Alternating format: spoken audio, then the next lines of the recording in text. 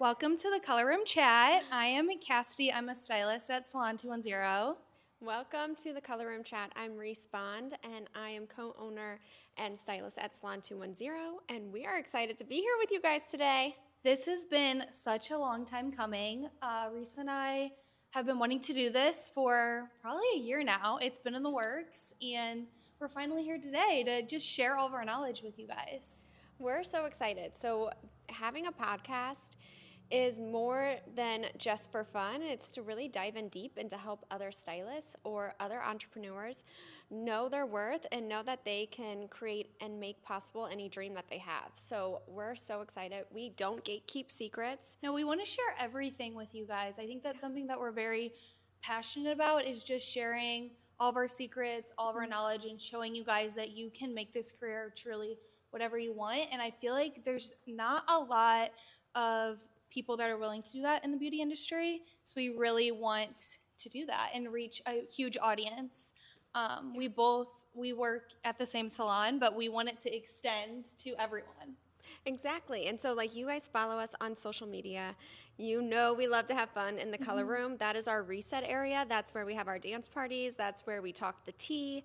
And that's where we really plan and build dream hair for others. So we were like, let's take it and create a podcast. Everyone follows us and always messages questions and why we formulate the way we do, why we do business the way we do, how we book. So this just became natural. We were like, let's do a podcast. Yeah, because we were already naturally doing this just because I feel like our clients and stylists were just so interested in the way that we work, and we would get on Instagram and just show you guys all the behind the scenes, and we would use it as a reset. I was Reese's co-stylist when we started doing this, and it truly was just fun. It was just passion for us, and I think we got a lot of feedback, and we both realized, okay, there's a need to reach a bigger audience, and you guys actually want to see it. So we're really excited. So we kind of want to dive in and tell you guys a little bit about who we are and just share all the secrets. So let's go for it. I think everyone sees us on Instagram, but nobody knows really our background or our back end. So I'm going to start with Miss Kassidy. Tell us about yourself. Tell us, what is your story? Yes, so my journey, I think, started a little bit later than most people. I really wanted to do hair. I was such a creative as a kid, I would say. I was that girl. I had a YouTube channel. I was making beauty videos. I loved doing stuff like that. It was such a good outlet for me. But when it came time for me to decide kind of what I wanted my career to be, I really knew that college wasn't a route I wanted to take, but I think it was hard for me to not take that route. Just because, it's the normal. It's what you're told that you're supposed to want to do. And I just never knew what I really wanted to do, like all my friends, though. And I knew I really wanted to do hair, but when I kind of brought it up to my dad, he was like, no way, that's not going to happen. No one in my family had the luxury of going to college at all. So he was like, I knew, too. I was like, I wanted to be different, and I did want to break that cycle. But I also feel like I knew that I didn't have to go to college to be successful. I'm a hard worker, so I knew that whatever I did and followed my passion, I would be successful. But I did decide to go to college just because my dad, he was very adamant on that.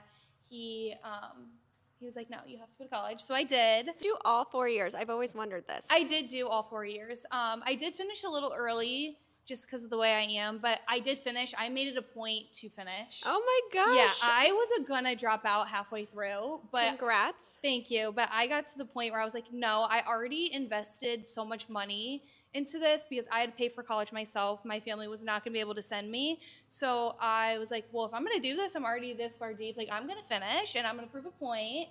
And if I can still do whatever I want after this. And I knew that I wanted to follow my heart and do hair, but I also made a promise to myself that I was going to finish college because I've always loved marketing and branding.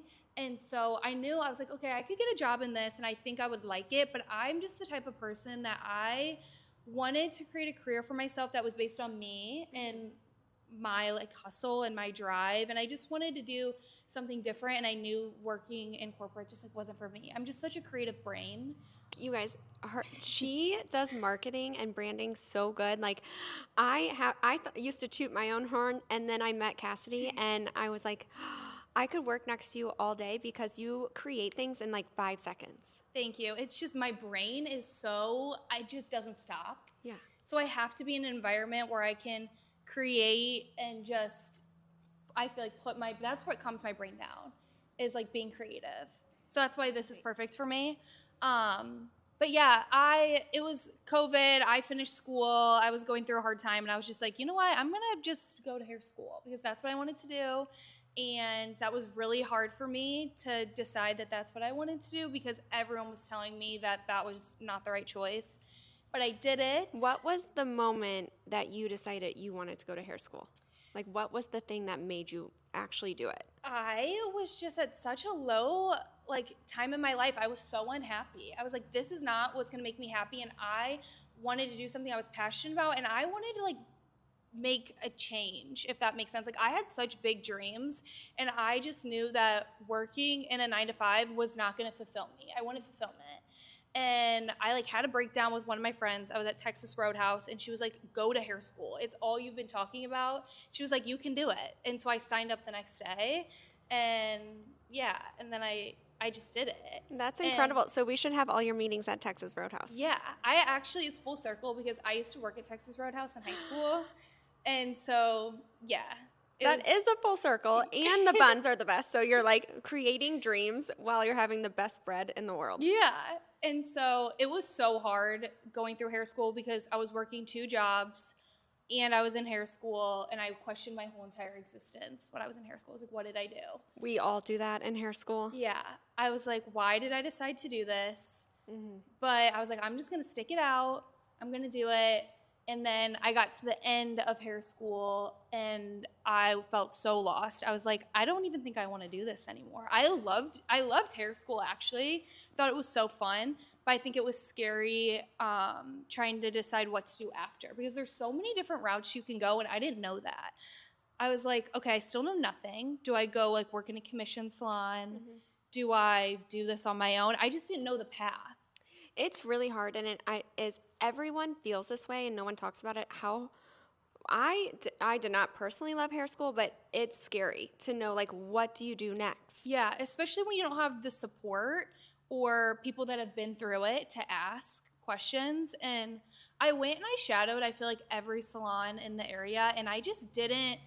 Nothing felt right. I was like, I'll probably go through a program, but nothing felt right, and so I was probably a couple weeks from graduating, and I decided, I was like, this is fun, but I think I'm just going to maybe work for myself, rent a chair somewhere, and then I'm going to go work a corporate job or something and just do hair for fun. That's truly what I thought by the end of hair school what I was going to do. That is so scary. Isn't a corporate job, I'm scared. No, yeah, because I just felt so lost. There was no salon that felt was right for me. I thought everyone was just doing hair, and I was like, I want more than that. And I couldn't put my finger on it, but I was like, I want to do more than just hair. And I just want to, have insane growth, and, I just have big dreams. But one day I was at school, and I really wanted to get my hair done. And I followed you and Blake at the time just because I followed you guys. I thought you guys were really cool. And I loved Blake's work. I had never seen anyone in the St. Louis area that did IB extensions, and I just followed her for a long time. And I was supposed to work right after school, and Blake posted an opening that she had an opening for someone to get their hair done. And I was just having a terrible day, and I was like, I'm just going to go get my hair done. I'm going to call into work. And if you guys know me, I don't do that. No, that's great, though. This was meant to be. I, never call in. I don't think I ever have done that before. If Kassidy calls in, I'm usually driving to her house. Yeah, I don't do that. Or she's going to the hospital because she's sick. Yeah, I do not call in. And especially at that time, I would go to school, and I would go straight to the restaurant and work. I never missed a day. Mm-mm. But I was like, I'm going to go get my hair done. I feel terrible about myself. And Blake posted this opening. And so I went and got my hair done with Blake. And truly, when I went and I saw her, I never thought that I'd be working at 210. Because when I went in there, I knew that what you guys had created, but it was such a small salon at the time. It was just like a 6-station salon. And so I was under the impression that you guys just opened it for you guys to work there and then brought on like seasoned stylists. Like I didn't know that there was co-stylists in a program. Was I there when you came and got your hair done? You were not, because it was at night. Oh, so yeah, no. I think it was really just Blake there, and maybe Allison, but it was just them two. It was a night appointment. I was there late. But yeah, whenever I was getting my hair done by her, I truly was just there to get my hair done. And like, I didn't think anything else. And I was low key though, asking her questions about like her journey. And I'm like, so did you go through a program? Like, you know, how's your journey been? I know you switched salons. Just like ask her, I'm like, how'd you get extension certified? How did you build your clientele? And finally she asked me, she was like, do you want to go to hair school? And then I told her, I was like, I'm actually about to graduate. And yeah. And then I love this story because you guys, it's so smart. If you're a stylist, post your openings. It's not silly. It's not dumb because Blake would have never met you. no. And then I would never have been working and have the life I have today. It's actually crazy. But yeah, then once I was talking with her, she was like, come in and shadow. And I was like, wait, I can come here and shadow? And she's like, yeah, no pressure. Just if you want to ask me questions or pick my brain. And so I think I went in like 2 days later. And you guys, I will say Blake loves the shadow. So this is, it was like meant to be you were in her chair because a lot of stylists don't think, you know, it's intimidating. It's hard to have that confidence to ask someone to come, oh, do you want to come shadow me? Like, it's like a first date because you feel awkward, you want to shadow, and then the stylist is like, no, they probably don't want to shadow me. Yeah. So this is perfect. Yeah, and I think I went in 2 days later, and I definitely overstayed my welcome. I was there for hours. I met her and Allison, and I was like, these girls, like, I could hang out with forever. Truly. I thought they were the coolest, and I finally felt like, okay, they're just like me. Mm-hmm. And I don't think I've ever met people that I felt like, okay, these people are just like I am. But I still didn't think, like, I didn't know, because I hadn't met you guys yet. I didn't know if you guys were hiring assistants or anything like that, or if there was a program. I just thought they were cool. And then little did Kassidy know we were on the other side of the wall trying to build another salon in 6 weeks. No, literally. So we were like living out of our cars at that point and building the second edition of Salon 210. Like we are hot messes, I will say. Like we work hard, we grind hard. So we were not in a state to do interviews or to meet stylists because we were in our sweats. And actually, the first time I met Kassidy, she walked in with her notebook, and it was like my whole life was made. You could just tell she had the passion, she had the drive. She came to the interview so prepared with her resume. Mm-hmm. We were unpacking boxes at this point. My new color order had just come in. Your kids were running around. There was like sawdust everywhere. There was nowhere to sit. Like I was like in the middle of a construction zone. There was nowhere to sit. I just had our L'Oreal rep actually leave, who I love, but at that day we were negotiating our new prices with them, and we ended up winning. But it was a heavy meeting, and then Kassidy came in right after, and I was like, my whole life just lit up. I was like, this is going to be so fun. Yeah.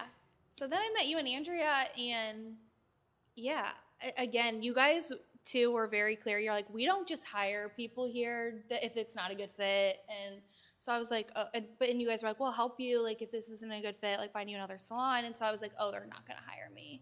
But I remember when I left after I met you guys, I was like, okay, I'm going to either work here or I'm not going to work anywhere else, or I'll just do this myself. No, seriously, you get that feeling? Yeah. When you walk into a salon and you just get the feeling like you're at home, you can't work anywhere else. You're like, I'll just retire. Yeah, that's what I felt. I was like, this is the place for me. And if not, then I put it in the universe's hands at that point. Like, I truly feel like I manifested my whole entire life up to this point, and like, it's so weird how it all worked out. And then, then I started at the salon like a couple weeks later, and it truly changed my life. I was going to say, were you nervous when you interviewed with us? No, because I didn't even know I was walking into an interview. Oh, nice. I just thought I was meeting Andrea. Like, Andrea, I thought I was like coming in to like for another shadow with Andrea. Like, I had no idea I was walking into an interview. Like, I knew I was meeting her, but I didn't think it was actually an interview. That's I think amazing. I met you guys, I just interviewed with you guys that one time, and I didn't even know it was an interview. I think I was telling her, I was like, Andre, this is not the time to interview. Yeah. We were like knees deep in sawdust. Yeah. But then it just, when we met you, I was like, oh, we don't even need another interview. Like, on the other end, you just know when it's a right fit and when someone has the same dreams as you. Yeah, I definitely know I walked in and I was asking you guys so many questions. I love that. I was like, That's my picking your favorite. brains too much. You guys were like, who is this girl? I was like, so how much do your stylist make? And I was really, really shooting my shot. You guys, she asked about a 401k, and like my heart, I fell in love. I was like, yes, oh my gosh, yes, it's coming, and it's coming in about 6 months. Yes, so it truly like it's crazy how it all happened, but it was such an exciting time for me, and it just changed my life. Like the second I started at the salon I never thought I would be where I am now. I will say that. How long ago was this? Because I can't remember. Over 3 years ago now, I think. Over 3 years ago. Like That's 3.5 amazing. years ago, probably. So 3.5 years ago, you guys, Kassidy, because she won't say it, is now a level 5 stylist at the salon. So our program was a year. I think we went a little over a year with the scheduling. Yeah. But she was ready in under a year to become a full-time stylist. And so in 2.5 years, you have 5 promotions under your belt in your career. Yeah, I never would have thought that would happen for me, ever. And now you have a podcast. Like, that's insane. Yeah, like it's truly beyond my wildest dreams. And you know, when I first started at the salon, like I wrote out all of my goals, and I feel like I've just in 2 years checked them off one by one and like exceeded all of those expectations. And that's truly because of the environment that I'm in and the support that I have. Like I'll give 100% of the credit to that is because I have the support. That's so sweet. I promise you guys, she's not. This is a side thing. We're not paying her to say No, this. I swear. That's amazing. Well, and that's what it is like. It's about like a team effort. I always say like you can't go far alone. I was just talking to Bondi about this. You can't make it alone. Like you need the support. You need to reinvest in yourself, and you need to trust the process, because when you go to hair school, it's terrifying, and you're like, how am I going to get from point A to point Z? Like there's so many steps that you have to trust the process to get there in the hair world. And I will say, like, when I met Kassidy, I was like, please grind it out, hustle. The first 2 years, if you give me 2 years of hustling and never giving up, you're going to get your dreams. Yeah, and that's so true. Reese told me that, and I feel like I kept that promise, that I just have never said no to anything, and like that's what's gotten me here today. Yeah. So quickly. So quickly. And that's what, so I'm going to dive in deep. We're going to get into your feelings. Okay. What is your purpose for doing hair? Because I feel like when you're a level 5 stylist, you're a top stylist, there has to be more than, it's not just hair anymore. No, I really just want to show anyone that wants to be in the beauty industry that you can make this a career, and you can make it truly whatever you want. Like if you want to work 3 days a week, you can. If you want to have a podcast, you can. You can do whatever type of hair you want behind the chair, and you know, you can have quick growth too, as long as you have the passion and the hustle. But like you really have to have the passion behind it, because that's what it's about. I think it's all about passing it on to everyone else. That's what they did for me. And yeah, I think that's definitely my why, is like to show people that you can make this whatever you want. That's awesome. I love that because it's so true. We get so many chapters, and I feel so lucky that I get to sit here with you today, because this has been my dream. As soon as I met Kassidy and she started working with me, we would be so silly in the color room, and I was like, other people need to see this and hear this. And I just hope that we get to pass on our passion to you guys, excite you, give you energy that you didn't know you needed for your careers. Yes. Well, Reese, you've had this passion since you started. Like you've passed on all your knowledge to me. So how long have you been in the industry, and tell us a little bit about your journey. Okay, so I think I've been doing hair, I want to say it's rounding up to 20 years now, which I did not realize that until I was teaching a class over the weekend in Orlando, and I I'm almost at 20 years of doing hair, which is Because you insane. started young. You knew from a young age that you wanted to do hair, right? I knew from a young age, so I started doing hair when I was in high school. I didn't go to school. Like, I was such a horrible student. Even hair school, if Chris Gould is listening to this, which I'm sure she is, she almost kicked me out of hair school because she caught me sleeping while she was doing a tour for 20 students to come to the school. But I would say I started doing hair when I was really young. I was in high school.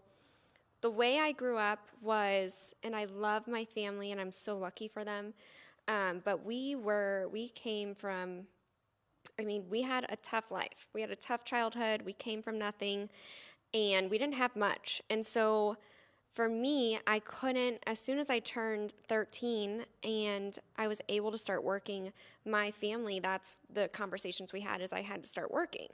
So I really never went to school because I had my full-time job, my cocktail waitressing job, and then I worked at a car wash on the weekends and did hair on the weekends. So that was all I knew. I was like, I need 4 jobs. There's no career happening. And then my teachers knew, they understood that. So I'm sure my teachers are listening because I'm still really close with them. I would sit in art class all day. And then one of our teachers, he was one of the soccer coaches and one of the basketball coaches. They both were like, Reese, you don't have to come to school. Like, the school I went to wasn't always the safest, so they let me not have to go by my senior year, and they're like, we're just going to pass you. So that's how I awesome. graduated. They're real ones for that. They knew. They knew. But my dad was just adamant. He's like, you're going to college. We need someone to become an accountant in the family, because back then that's just what they thought an accountant was going to. That was success. Yes. That's how, if you're going to make big bucks if you're an accountant. I was going to make a lot of money. I was going to be able to run their books sketchy. No, I'm just kidding. Yeah. And so I was like, I do not have the knowledge to be in a classroom for hours a day. I was a creative brain. I was like, I want to create my own business. I want to be able to paint all day. I was either painting on a canvas or I was painting hair. And so for me, I literally went to UMSL, which is a college in Florissant. Like, I grew up in Florissant, Ferguson area, and I bought a t-shirt. I had my girlfriends drive me there because my car was broke down at the time. And I went in, I was like, you guys, I'm going to buy this t-shirt, and I'm just going to wear it every day and make sure my dad thinks I'm going to college. Because like your uniform. It was my uniform. I was like, this is what college students do. They wear their t-shirts. And awesome. Back then, I think it was like Umbro shorts. Yeah. And they go to college all day. That's what college is. But I secretly took out a loan that I still have no idea how I paid it off at the time. But I took out a loan and went and snuck into hair school, which I thank God every day that they took me, because I don't think I paid that loan off until 4 years after I graduated hair school. But back then, there wasn't a lot of ways to finance your schooling. So it just worked out that way. And so I went to hair school. I was supposed to start working at the salon, and I ended up steering away from it because I found another salon. It was called Studio Bronca back in the day. And I walked in and I had the same moment you had. And it just hit me. I was like, this is the salon I want to work at. This is where I want to be. I went through the interview process and did not get hired. Wait, what? Were you just persistent, or how did you get hired? So they had 2 locations. At the one location, I did not get hired. Mind you guys, I was an ugly duckling. Like, I think from hair school, I had a mullet haircut. My hair was purple. We all had crazy hair in hair school. Crazy. Like, I looked wild. And so did not get hired off that, because back then it was like, when you were a hairstylist 20 years ago, you wore high heels, you were gorgeous, you had your makeup done, everything done. I didn't know how to do makeup, nor could I afford to look that way. So I went to their other location and acted like I had not interviewed, and then re-interviewed with them to get hired. Wait, that's awesome. You have to be persistent. That's key, you know? Yeah, you can't give go up. after what you want. That is one thing about you. You will not take no for an answer still. No, I just don't. don't. No is not in your vocabulary. It's not. We're going to find another way. We're going to rethink it out. So I still, like back then, I did not take no as an answer. And I ended up being able to work there, thank God, because it was an associate program. And I literally worked, my associate program back then was like 2.5 years. It was almost 3 years. And I worked under the best stylists in the Midwest. And thank God they taught me so much and I was able to grow and keep growing. But Missouri had this stance of it stayed in the old ways. And so I just kept dreaming like bigger and bigger. And I was always told I was weird. Like I was the weird one. They're like, you're fine, you're good enough. And for me, I wanted hairstylists back then to make 6 figures.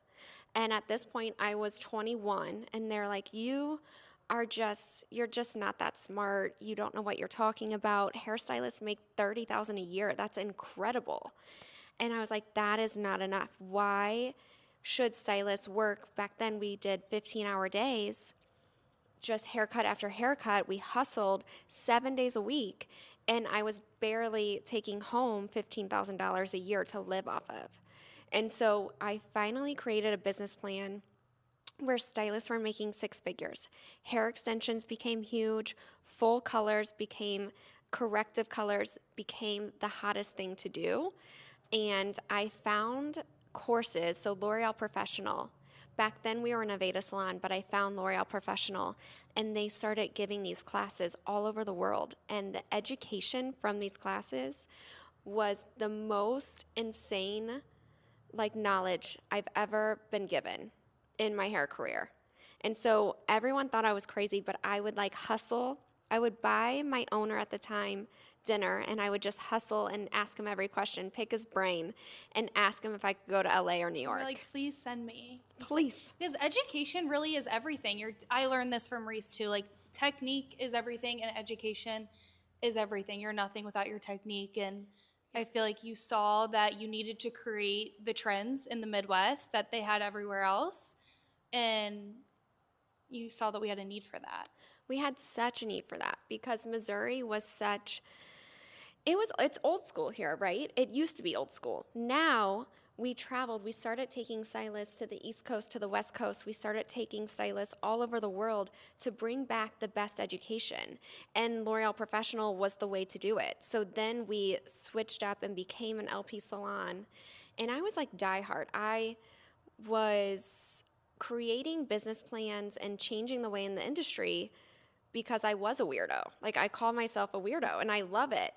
And then I one day just woke up and I was like, I want to change the way everywhere. I want contracts to go away.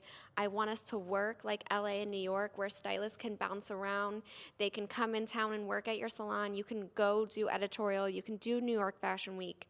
You can do Paris Fashion Week and still work at a salon and create your own brand in the 4 walls. And that's when I took my 2 best friends and we created Salon 210 because, the only thing I do say is I wish we wouldn't have waited so long. Yeah, what was the moment that you knew that you needed to open Salon 210? Like, why did you guys open it? I think because you had such success before. So what was that moment that you were like, I need to open my own? Thank you. Well, that's where when it came, it is a scary thing, right? Because back then it was only men owning hair salons. There was no women-owned hair salons in the Midwest, which is wild. And so that's when I still do hair full-time behind the chair, but I just felt a need to appreciate hairstylists, like to love on them.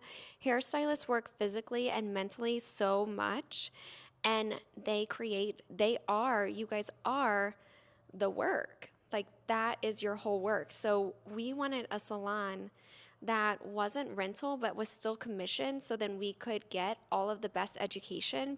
Because truly, if you're working at a commissioned salon, it is because of the education that you get and just the support of the front desk, because social media is huge right now, and the messages and the overload. Like, I love hearing from my clients, but it can be taxing. Like, there should be a button to turn off your work shift, and there wasn't becoming a button to turn off the work shift. And stylists we're being treated as hairstylists, like almost just seen as a dollar sign instead of truly being taken care of. And so Salon 210 opened because it was finally a space where stylists were appreciated and put on a pedestal, and they could feel protected and taken care of. The pay is insane, which I really, that is still a hot topic in the industry, and we'll dive in deep into it on another episode, but our pay structure is unlike any others. Our education is unlike any others, and we let our stylists, we give them confidence because we trust them. We give them full freedom to create. If there's space, if there's a station open, you can have the schedule that you want. So it's kind of giving your stylist freedom. Yeah, it truly is the support. What I think a lot of people don't realize is that we're working behind the chair, 8 hours a day, but there's so much more that goes into it. There's education, classes, you have to brand yourself and market yourself on social media. So being in an environment that supports that and that will pay for the education, will help you with marketing and content and front desk is huge on a stylist, because without that, it leads to burnout. And you're then working 24/7 and you have no work-life balance at all. Nothing. You don't have any work-life balance. And also a lot of stylists that go to beauty school, when you're in beauty school, you only learn the 70s way to do hair and you test out. And that's really scary because there's a whole nother level. You need business mentorship and you need financial mentorship. So that's something that now we have Zero Limits Edu that we created, because now we help add to education and level it up for the industry, because that's why we're creating this podcast. We want to change everyone's lives. We want to pass on the knowledge. We want to pass on the secrets and how to be now. We have the business plan on how to be $1 million hairstylist behind the chair, working 3 days a week. And it's incredible. It launched this year, and that is what Zero Limits EDU is for, because you can break it down. You can have your dream life with the work-life balance without overworking yourself and having creative freedom. Like truly having creative freedom. If I feel free, I can do anything. Yeah, you don't have to be put in a box. You don't have to do what the person next to you is doing. Like, you can create whatever you want to create, which I think is the beauty of this industry. I just think a lot of people don't have the tools, the knowledge, and the support to know how to get there. You don't, and it's so hard. And so for me, like, I was an ugly duckling. I always dreamt of being able to afford the makeup at Walgreens. And no one shared the beauty secrets back then. And same for the stylist. No one shares owning a business, how to become a top stylist. You see the fluff on social media, which I love, and I see the clickbaits, and I love that. But this podcast is going to dive deep and tell the truth behind it. Like, hairstylists work so much more than 8 hours behind the chair, but now you don't have to if you take one of our classes or if you come in and shadow one of our stylists. We can pass on the secrets, because it is a lot. It's taxing to always be on top of the trends, to always know how to market the right way, to fill your chair with clients. But now we can make it fun, give it energy, and pass on our passion behind it and how we do the secret way to do it, where you're not overworked and you're just thriving. Yeah, totally. I think just like having, like you said, that system and making it fun and easy. I've learned so much from you, and you have taught me so much in how I've built my career. What is one piece of advice you would give a new stylist today? Oh, that's a good one. Yeah. I feel like you already know. I'm sure I do, but I tell the world. Okay, so I will say my one piece of advice for a new stylist, and I think I said it earlier, it's truly to the first 2 years after you graduate hair school, you want to grind and hustle. Those years matter more than any other year in your career. I knew you were going to say that. You don't, yes, take the vacation if you want to, or take time off, but you don't want to just be halfway in. Like I always say, dive all the way in. You have to go for it, is what Reese would say. The first 2 years, you have to go for everything. For everything. You do free hair. You come in on your days off to create content so that you don't have to do it while you're with your guests. You take every class you can think of. You don't say no to anything. You lean on your mentorship. You trust the process. And when you have your one-on-ones or listen to this podcast, take action. Like, that's my number one thing is don't be too much in your feelings. You want to take action. You want to go for it. You can think about things. You can plan things. You can second guess your new business plan or if you're going to post that reel. My thing is just do it.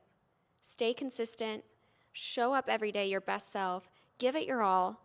Don't say no to any opportunity. Do every single wedding. Do every single photo shoot. Assist everyone you can think of.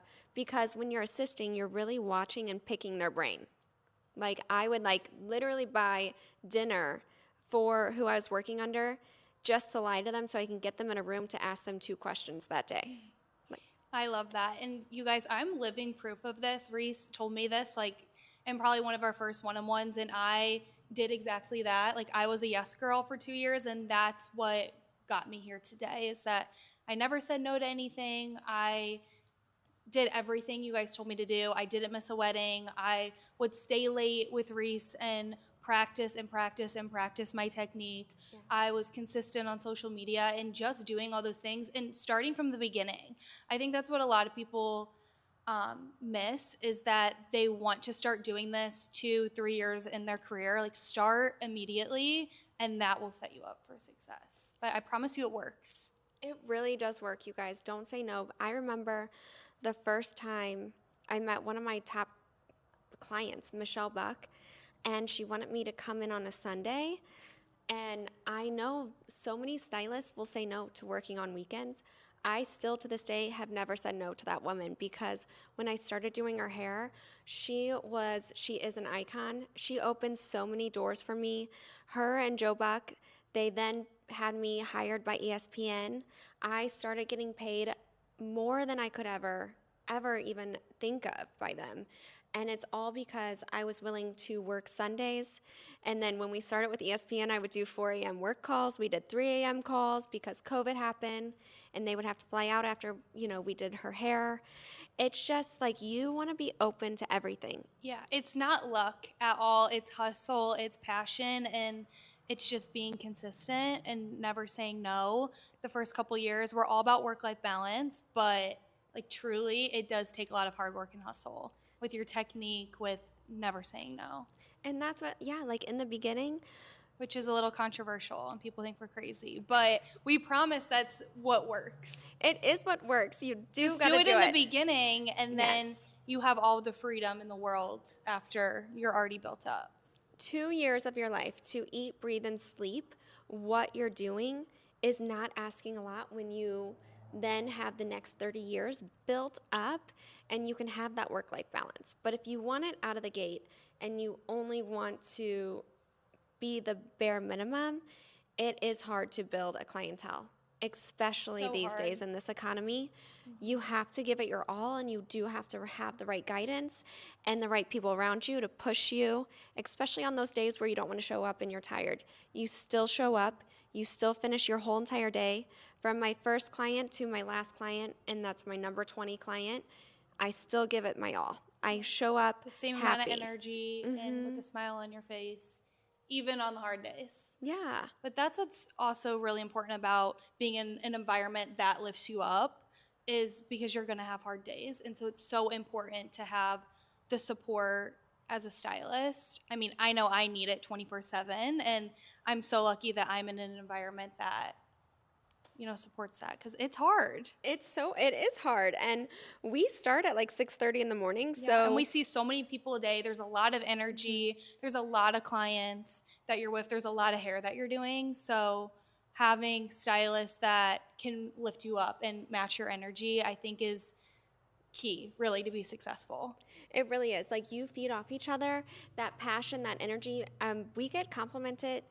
How is it so, it's 7 a.m., how is it so busy? How am I so happy? I was miserable in my car right here, what was I thinking? And then they walk in, they're like, oh my God, is it 5 p.m.? No, literally 7 a.m. at the salon is prime time. Prime time. And if you are tired, so the other day, Kassidy and me were both tired. That is very rare. So I was like, you know what? We're going to make the dumbest TikTok, but it was so fun and we laughed so hard. I'm still laughing about it. And then we had the best day. Yeah. It's really like finding like a little reset, people that lift you up. Like yesterday I had a wild day and Blake, just her telling me like, you got it, you can do it. Like, this is exactly what you're going to do. I was like, you're right. I was a whole different person. It's just having those people around you to feed off of. And that's what the podcast is for. If you are someone who is working rental, working alone, and you don't have that person that's going to be your best friend, that's going to push you and lift you up, you will find all the detail and all the excitement here. You guys can listen to it on your way into work or on your drive home. We like to have a quiet drive home because we do talk. Silence. Silent ride home is perfect. But on your way into work, like, get yourself energized, listen to our podcast, or listen to some music. Pumped up. We're here for you guys. Like, this is what it's all about, is having support, and that's what we want this podcast to be. So we're so excited this was just like a little bit of it, but we're so excited to expand on all this and share. Thank you guys. Here's the intro. And you guys, we are not paying for marketing on this. We're doing it ourselves. So please like and comment and reshare and on your stories. Hype us up because we love you guys. We'll appreciate it so much. We just want to help change the industry. Yes. We'll see you guys on the next episode.